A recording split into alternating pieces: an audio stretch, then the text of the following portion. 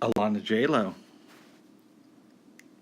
We're recording. We're recording now? Yeah. Okay. So we were just talking about A Confederacy of Dunces and how you've been reading it more. Yeah. Yeah, and you were saying some interesting. What are some of your takeaways so far? Now we're entering the parts where they're introducing new characters like Miss Trixie, and this of course is when Ignatius gets a job at Levee Pants. Yes. Which is like it's just the business is going down the drain, and they're not getting paid. They're not getting paid much, and I think. Some of these characters are really interesting. Well, it's really interesting to me, like, he goes into Levee Pants, and I want to call him Gomez, because that's what Miss Trixie calls him. Gomez Gonzalez. Right. But he offers Ignatius $60 a week, and Ignatius is like, oh my God, that is a penance compared to what I could be making. Yeah. I'm considering many more offers. You're right. Meanwhile, he doesn't have any more offers. He really needs this job because his mom might be going to the poor folks' home because he, crashed her car and everything. Yes. Yeah. Yeah. And he's actually paid more than Miss Trixie, who should have been retired a long time ago, but Mrs. Levy takes pity on her and wants her to be active or feel active. Well, it's a very it's an interesting commentary of how we treat old folks in our society, right? Mm-hmm. There are some people who think that they should be swept away, and there are other folks who think that they should be out there and seen, like Mrs. Levy does. Right. But I think Mrs. Levy likes the idea of that more than the actual execution of that idea. Mm-hmm. Yeah. Mm-hmm. I mean, like for example, in Asian cultures, particularly in my family, they take care of take care of the elderly. They don't ship them off to a nursing home or anything like that. You're Filipino. Yeah. And so you've been to the Philippines, and it seems like you're saying that elderly people are taken care of there. It seems like it. Well, I mean, at least in the States. I don't know how much in the Philippines. I didn't see much of that. Oh, I see. But when you were saying the Filipinos in the culture, in the culture itself. I mean, yes, some do end up in the nursing home, but they do take care of. They do generally take care of the elder relatives pretty well. So, what was that like growing up for you? Were you not allowed to make fun of elderly people, but did you ever accidentally? I never did. No. Did your sisters ever do that, or to the best of your knowledge? No, I think we get slapped for it. Oh, really? Yeah. Really? No, you don't do that. You don't do that. No. You don't make fun of elderly people. Of course not. Okay. No.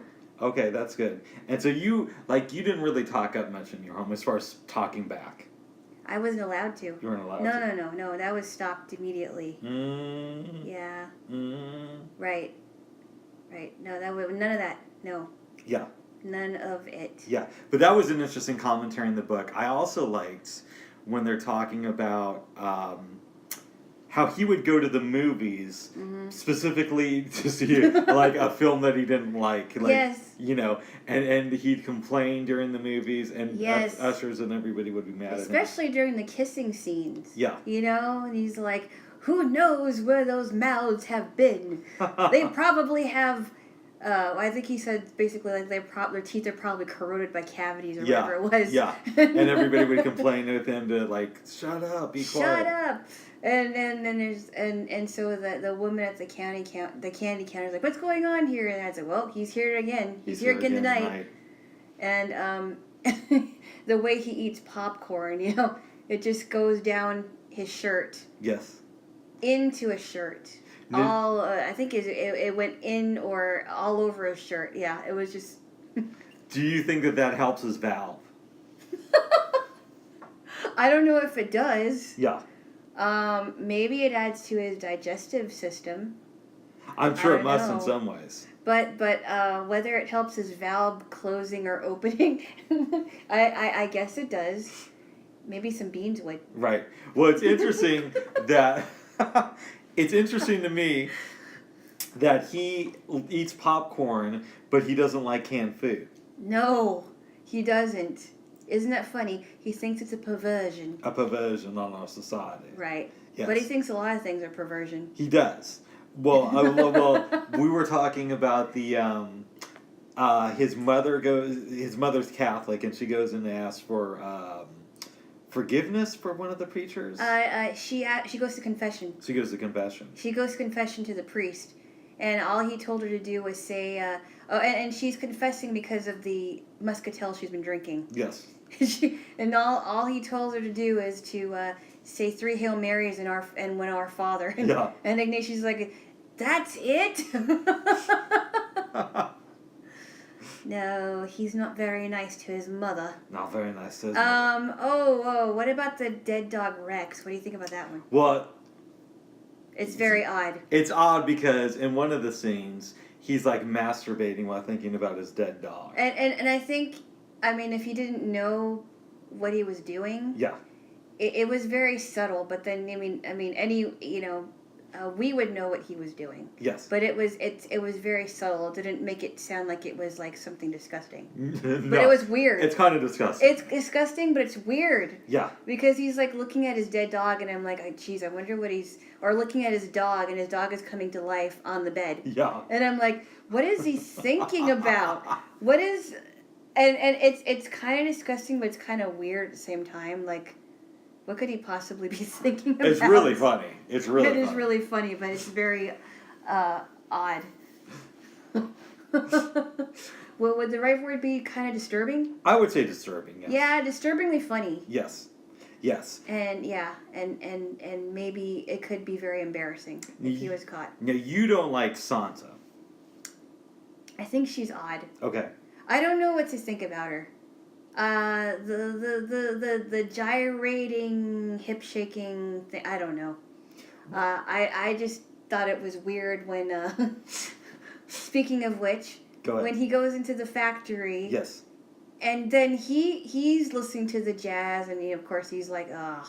So maybe explain it a little bit for people. So he goes into this factory, the Levee Pants factory, Yep. which is like right next to the office. But Gonzalez, or Gomez, as Miss Trixie would say, doesn't really go there. And Ignatius goes there to sort of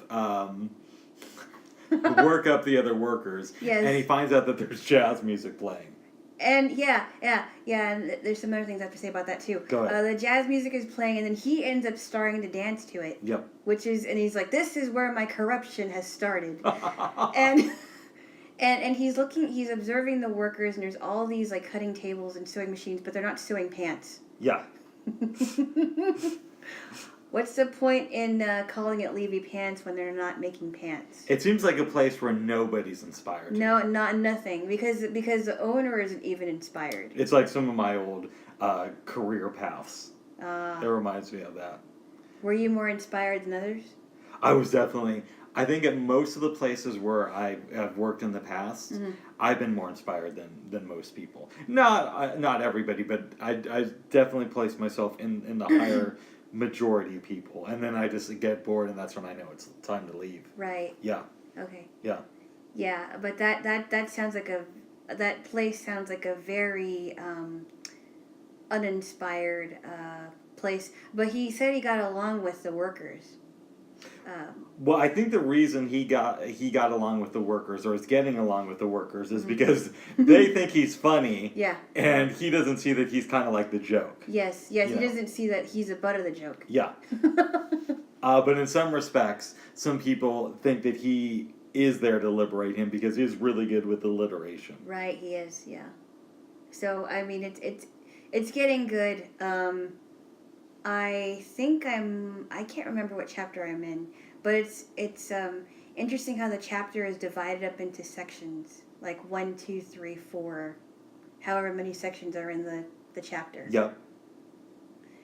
Oh, and then what do you think about the disgraced Night of Joy bar Well, scenes? tell me what's been going on at the Night of Joy where you're at right now. Another pitiful place. I'm talking about the establishment. Yes. So Darlene is trying to convince Lana to bring in business by them hiring an animal. Like some bars had snakes and some other bars had chimps. But she wants a And parakeet. She wants cockatoo. Cockatoo, that's right. I'm sorry. Yeah, slightly different than a parakeet. Yep. So she wants her cockatoo to be in there while she's dancing on stage as an exotic dancer. I think the way it all wraps up is really, really fun. But when I was reading it for the first time, like you are, I was like, why did they keep going back to the Night of Joy? That's what I'm wondering, Yeah, too. it's boring. It's boring. I hate to say it, because I've now finished the book like 4 times because Yeah. I reread it last week after we talked about it. It's boring the first time, but in subsequent revisitings of the book, it's really, really good. Because the Night of Joy, I'm thinking, why do they keep going back? Because I'm thinking those scenes aren't quite as exciting as the Levee Pants things and the characters in there. Yeah. And Mr. Levee and his wife.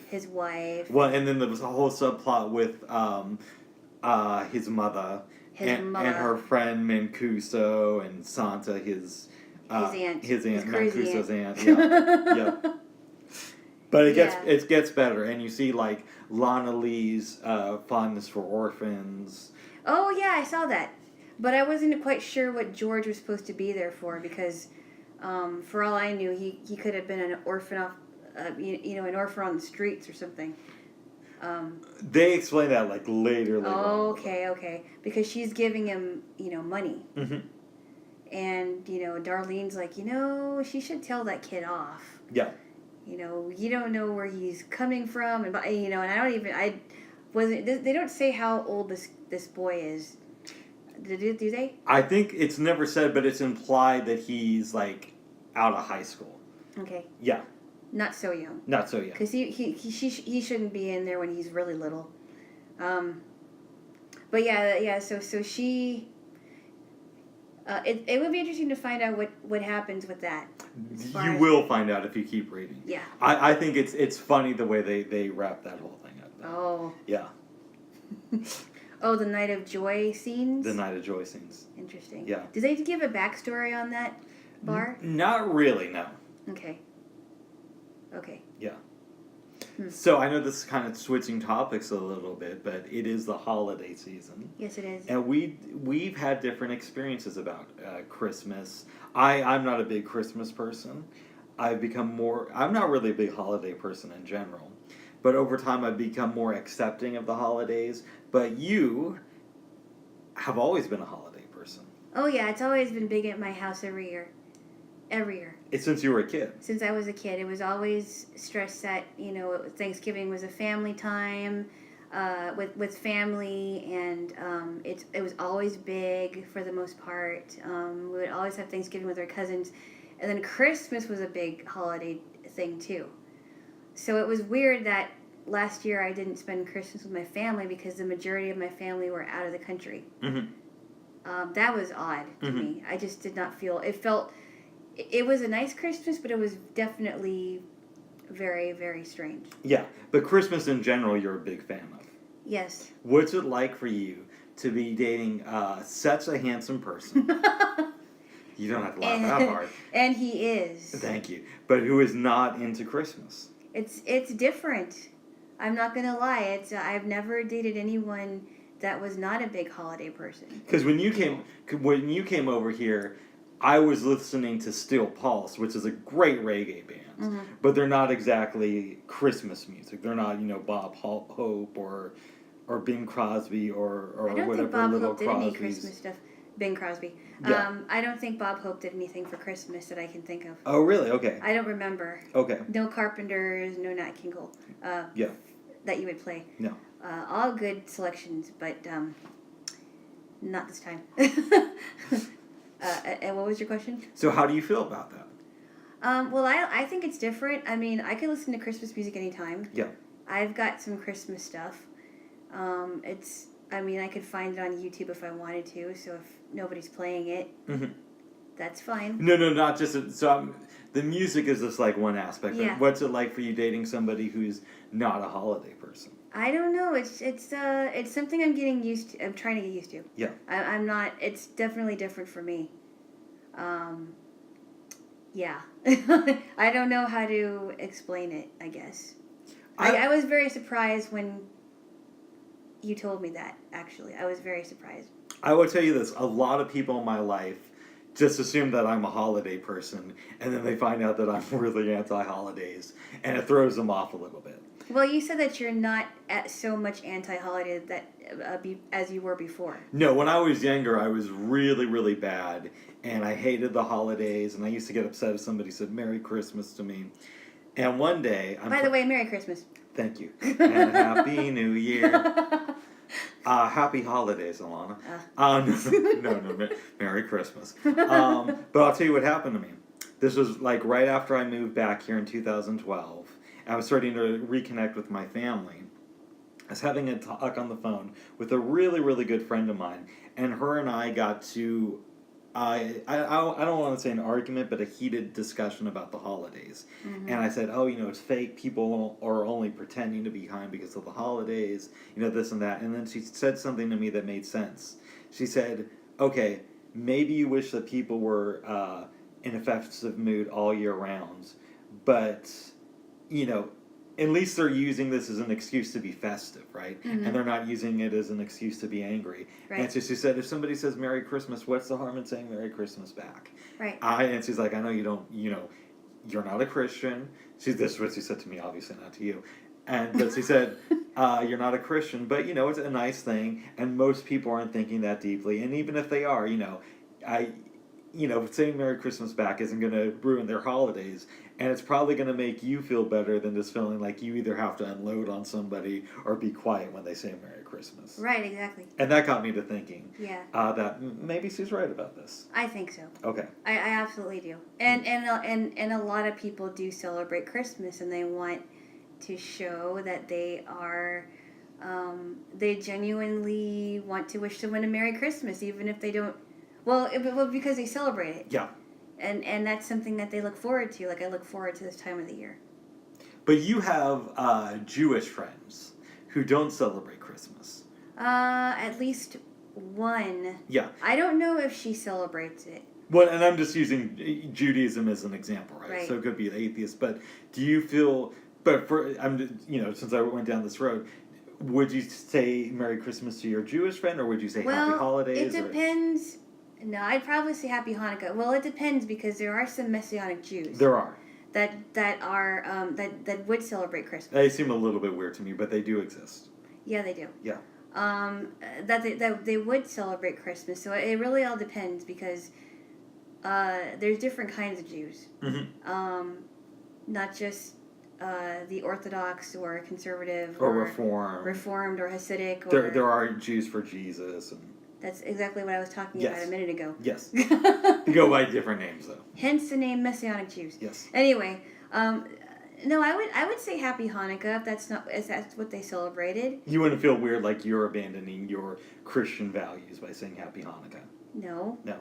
I mean, I would say Happy Kwanzaa, even though I don't celebrate Kwanzaa, and my friend did. Yes. I don't even know anyone that celebrates Kwanzaa. I celebrate Kwanzaa, so thank you for wishing me a Happy Kwanzaa.